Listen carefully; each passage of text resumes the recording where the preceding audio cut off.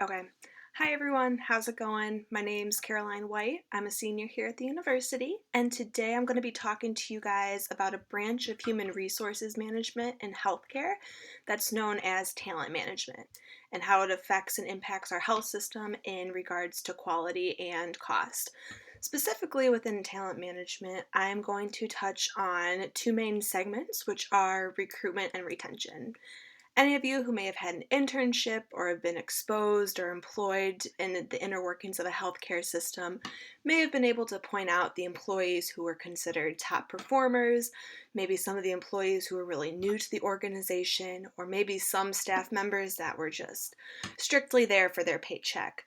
A lot of employee motivation and behavior and work ethic can be explained through the recruitment policies and the retention rates at a given health facility. So before we get started, I just want to give you guys a brief presentation agenda just so you kind of know what to expect and where we're going with this. So first, I'm going to define talent management, really define it so we have a good foundation to go off of. And then I'm going to get into recruitment, which is really the nuts and bolts of the presentation. We're going to go through the different types of recruitment, advantages and disadvantages to each type, and the tools that are used when a health organization recruits for new employees. And then after we hit on recruitment, I'm going to come into retention, and we're going to go over how the costs relate to an organization and the impact of quality of care and how that relates to high and low retention rates. And by the time we get to the end, we're really going to see how recruitment and retention are linked together and how that's a big branch of talent management. And one really affects the other. So let's go ahead and get started.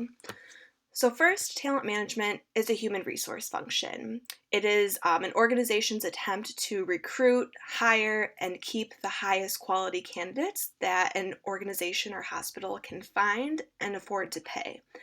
Many healthcare organizations have shifted from using the term human resources management to talent management. And this is because they want to make an effort to really make it a personalized and tailored department, because in the long run, that is going to have a better effect on your retention rates with the talent that you have in an organization. And as we all know, healthcare is an ever changing field, so it's super important that once you seek some great candidates, you want to keep them for as long as you can and for as long as it's beneficial for an organization. So, like I said in the title slide, there's two parts of talent management, and we're going to cover recruitment first. That's the first step in talent management, and I define recruitment as the process where organizations find qualified individuals that will meet the organization's needs. And it's super important in healthcare management because when a hospital or a health clinic recruits and staffs effectively, the hospitals and clinics have a tendency to see lower cost and higher quality of care in the long run. And like I said before, healthcare is an ever changing field. We all know that. There's something new every day that's changing, and recruiting is imperative in the healthcare management world due to this complexity and competitiveness. You really want to make sure you're scouting appropriately for employees and making sure that you're getting the best that you can in regards to your candidate pool. So, for our purposes, we're going to touch on the two main types of recruiting, which are internal and external. There's subsets of each internal and external recruiting, but for our purposes, we're just going to hit on the big umbrellas. So first, I'll start with external recruiting, and this is where a hospital or health system looks for talent and new employees outside of their organization. This is done through many different ways. The most common, as many of you are probably seeing as you start to apply for jobs, is online job postings. You go to their website, you go to their networking page, and there's all the jobs posted. Some other forms are employee referrals and job fairs and career fairs, that kind of thing. Anything where recruiters in a hospital have to go outside their walls to seek some talent is considered to be external recruiting.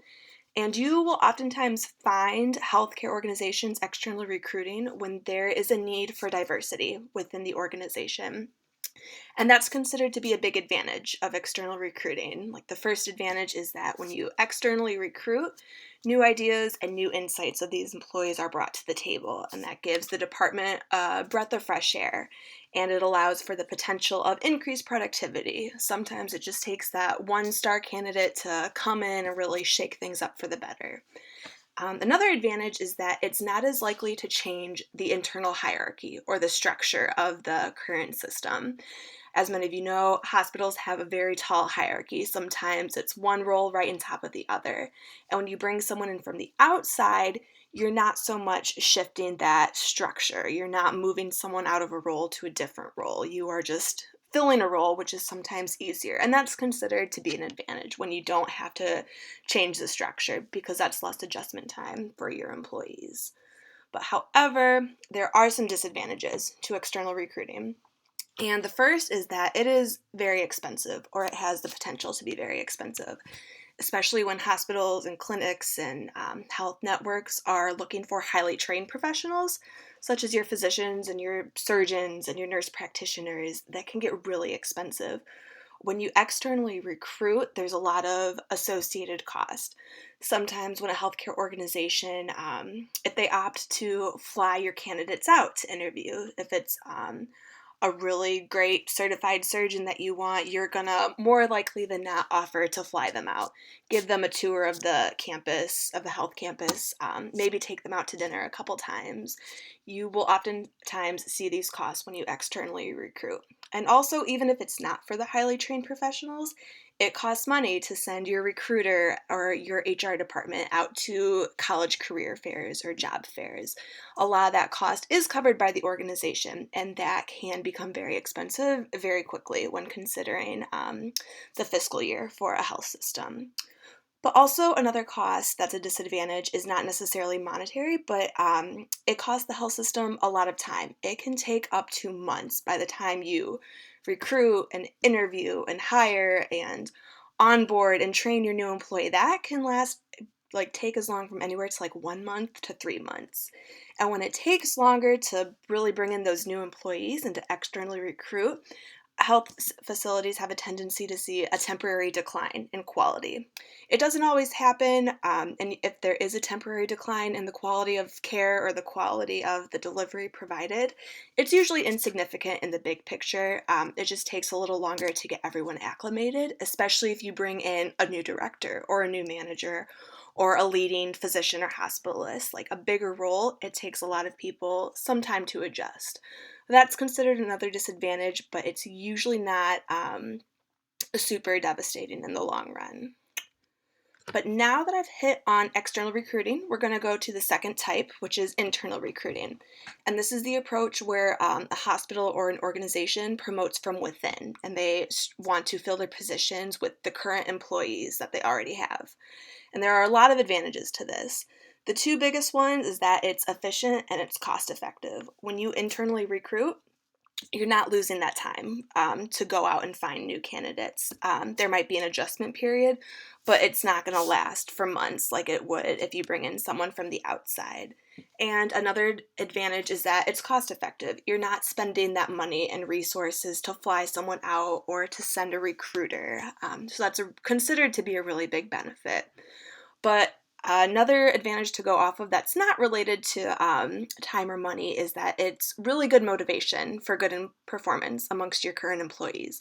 When a health facility has a reputation for internally recruiting, the employees know that, and they're going to try a little harder. They're going to do a little better. They want to be eligible for a promotion more time than not. So when there's internal recruiting and that's common in your health facility, you are more than likely going to see increased levels of productivity and the quality of care that's provided. But however, there is a fine line between this internal recruiting being a motivator and a deterrence, which is going to segue us into the disadvantages. While internal recruiting can be that great motivator for employees, it can also create a lot of pressure within a department. It can cause some departments to get a little political, and that, of course, can have a direct impact on the quality of a system. patients know more times than not when something isn't quite right in your department or when things aren't as good as they could be. So it's just that really fine line between having a motivator be a good thing and a deterrent, just because it can cause employees to pit against one another. And that's generally not something you want when you're in the realm of healthcare. But another disadvantage is that when a health system internally recruits, it requires a really strong management development program. A lot of promotions come with more supervisory skills, and it comes with a lot more responsibility. And while a lot of healthcare management is an art, and a lot of that is like learning as you go, it's not really those hard skills, it's still beneficial if there's some kind of training program for employees that's offered. Organizations that do have these types of programs are the ones that are large in nature. MD Anderson down in Texas, Johns Hopkins on the East Coast, Mayo Clinic, which has like 3 or 4 different campuses across the country. Those larger facilities and systems are able to successfully internally recruit just because they have that kind of development program. If you're just your run-of-the-mill small town hospital, maybe a rural clinic, you're not going to have the time and resources to put into that. So that's just something to consider as a disadvantage. Not everyone can successfully internally recruit, and they might have to externally recruit, which can run up their cost a lot of the times. So now that we went over the 2 different types, I'm going to get into the types of recruitment tools. And this is the point in the presentation where you're really going to see why recruitment and retention are linked together and how it impacts the quality of care. So a lot of recruitment tools are displayed to candidates early on in the recruiting process. One of the first things that's going to pop into a new employee's mind is the base pay. That's a pretty obvious one. Healthcare organizations are very aware that their base pay needs to be competitive with other health systems. You're not going to pay a nurse $10,000 below the national average if you're in a metropolitan area. So that's just the first thing, probably the most obvious. But the next recruitment tool that is kind of the make or break for most people are the benefits that are offered. Benefit packages, incentive packages, that kind of thing. Specifically for this presentation, the 2 types of benefits we're going to really hit hard on are health insurance and retirement plans. So according to the Employee Benefit Research Institute, 77% of workers in all industries, not just healthcare, say that benefits are a very important factor when deciding to accept a job offer. And benefits can include anything from your health insurance to retirement plans, 401ks, your sick and vacation days, maybe tuition reimbursement if you're part of an academic institution, health club memberships. All of that's considered to be a benefit. And a lot of times these benefit and incentive packages are known as fringe benefits. And this is considered to be one of the most impactful recruiting tools that is used throughout the process. And that is something that can really set you apart from other healthcare organizations and make you attract some more qualified candidates over others. And benefits are super important because we have an aging work population. People are staying in their line of work for longer, and applicants are hyper aware of the benefits. There's a lot of uncertainty in our country right now as far as the future of Medicare and Medicaid. How will these things be funded?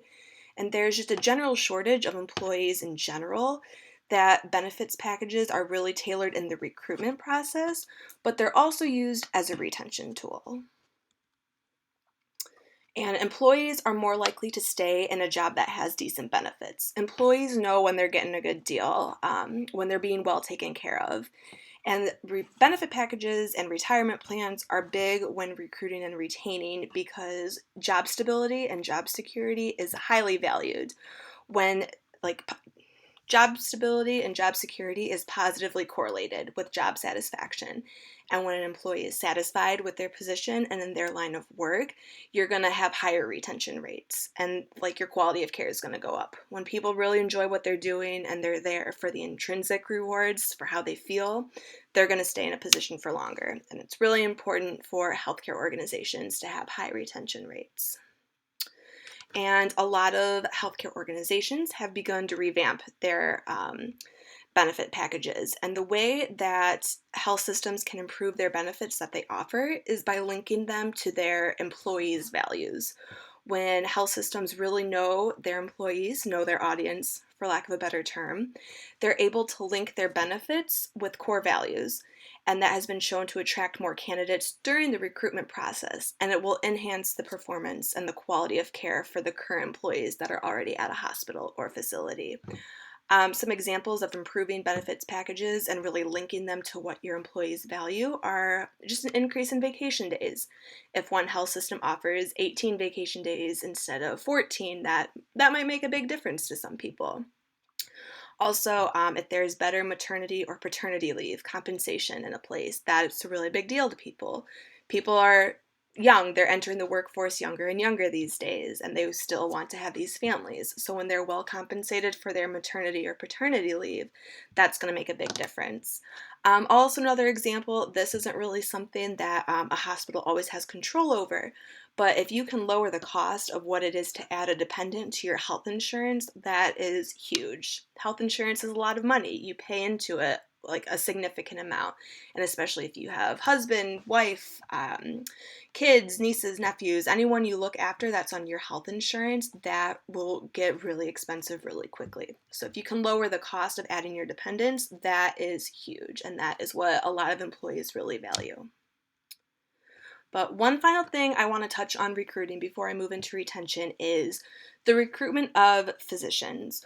When you're recruiting for those highly specialized positions, physicians, surgeons, nurse practitioners, it's important that you make sure that these employees want to stay for long term.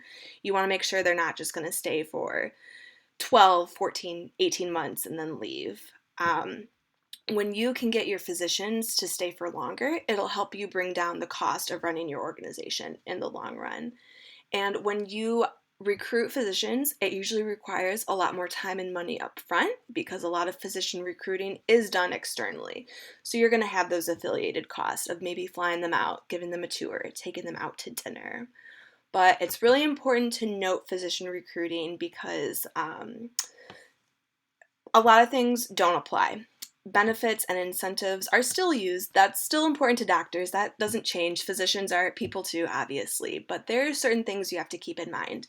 You can't always guarantee physician income because there are a lot of variable factors, such as insurance reimbursement. If you have a lot of Medicaid patients, you're not going to get reimbursed as well, which can affect your salary.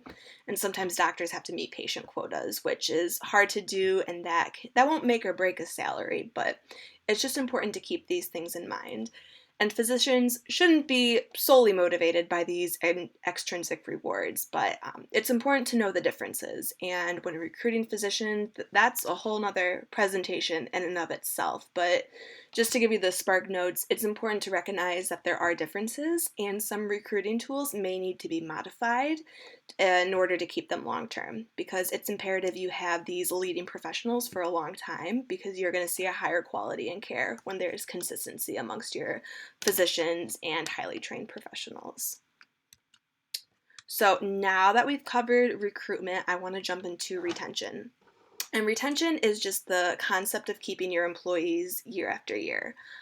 Retention is the idea of securing your best talent or your A players. And generally speaking, it's more efficient to retain your employees who do a job well rather than to have to constantly fill a role with poor or average performing employees. High retention rates are a big deal in healthcare because it impacts the cost of running the organization or the hospital. And the quality of care provided is significantly impacted when you have higher retention rates as opposed to lower retention rates. So, to start with cost, it's expensive to replace employees. Generally speaking, it is cheaper to keep a good employee for a long term rather than to frequently fill a role by a poor average employee like I just touched on.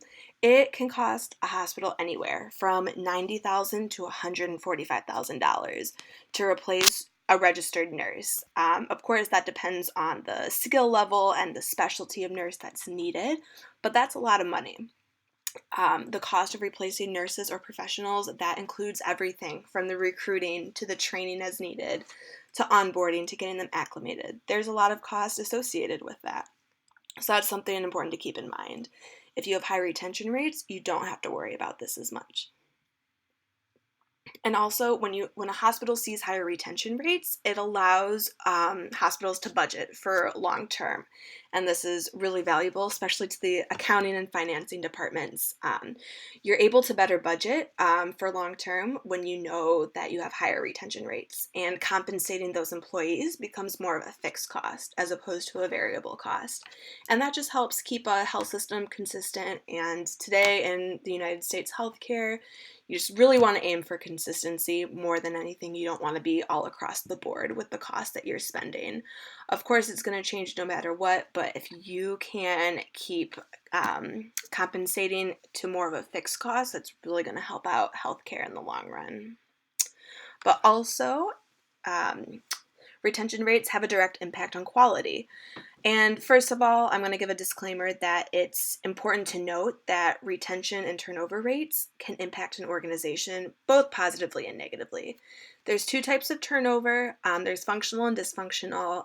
Functional is considered to be a good thing, and dysfunctional turnover is a negative thing. So I just want to define them real quick for you.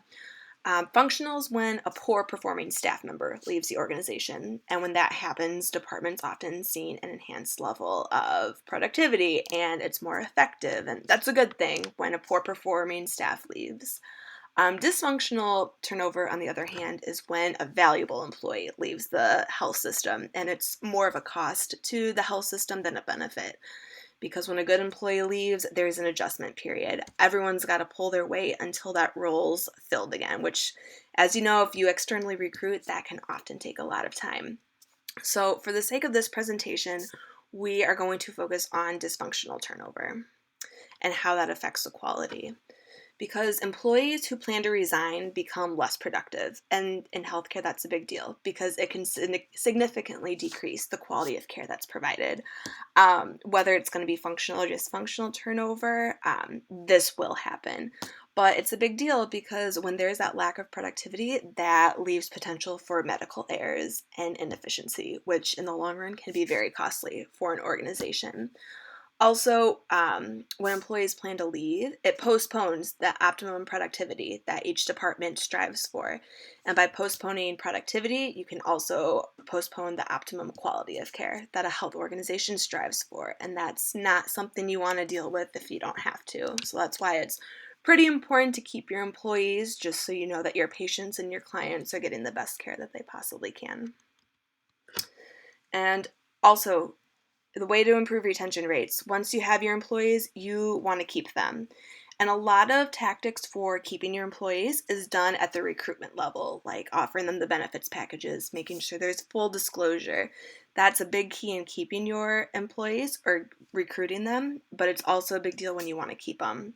Because once a new employee is fully integrated into the system, the efforts to keep your employees is done at a managerial level. And the way that managers can make work a more positive and pleasant experience for people is done through a management style, which is known as participative management. And participative management is just a style of healthcare management that emphasizes employee engagement and helps produce a positive and impactful work environment. A participative climate can look like a number of different ways. That can be anything from rewarding your employees to fostering employee commitment and participation, just creating a good group culture and making sure that everyone participates and feels like they're being heard. Another tactic that you often see in participative management is decentralizing decision making. For those of you who may be unfamiliar with the term decentralizing, that just means moving decision making from the higher level managers to the lower level managers, or even in some cases, your employees and your staff members. When you move that decision making to a lower level, it helps employees feel more involved and it helps them feel more valued, which is super important because when you feel valued, you're going to enjoy your job more, which, as we know, has a direct impact on your work ethic and the quality of care that you provide. And the goal of participative management, sorry guys, you guys lost that title. But the goal of participative management is to boost the morale of employees. And you really want to boost your employees by getting them involved and really taking the time to get to know them, which is the art of healthcare management. Participative management really strives for job sculpting of each employee, and that is a big key in reducing the turnover in health organizations. Job sculpting is defined as the managerial art of matching employees to jobs that gives them a deep sense of purpose and allows them to express their interests. And job sculpting is highly or positively correlated with high retention rates because when a person's job matches their deeply embedded interest, an employee is more likely to stay in a position for longer. This is a really tough thing to achieve, though, especially for every employee. You're not always going to get that. One, because a lot of people have very little awareness for what their deep life interests are. But even once they're defined, sometimes it's hard to pinpoint that and how they can express that in their work and how you can match your role to your interest. So it's quite a tough concept to achieve, but when those interests do align with their job duty, the quality of work performed significantly increases and it's a better experience for everyone around. And that's really a healthcare manager's goal, especially if the culture is a participative climate. You really want your employees to enjoy what they're doing because when they stay for longer and you have those higher retention rates, you see the increase in quality and hopefully you should see a lower cost of running your organization. So, as we wrap up, I just want to give you guys a brief overview again. Talent management is just the human resources function where you find, hire, and keep the most qualified people you can and that you can afford to pay. Recruitment and retention are the two big domains under talent management. Recruitment can be done internally and externally. It can be very costly for an organization when recruitment is not done effectively, and that's something you want to avoid if possible. And also retention, it significantly affects quality. Most healthcare organizations, you want to strive for that high retention rate. But also a big takeaway here is the benefits package. It is used as both a recruitment and retention tool. It's introduced at the recruitment level, and you want to make sure they're competitive, and you want to make sure that you're matching benefits packages to your employee interests and values. So that's about all I got, guys. Here are my sources if you have any interest at taking a further look, and thanks for listening.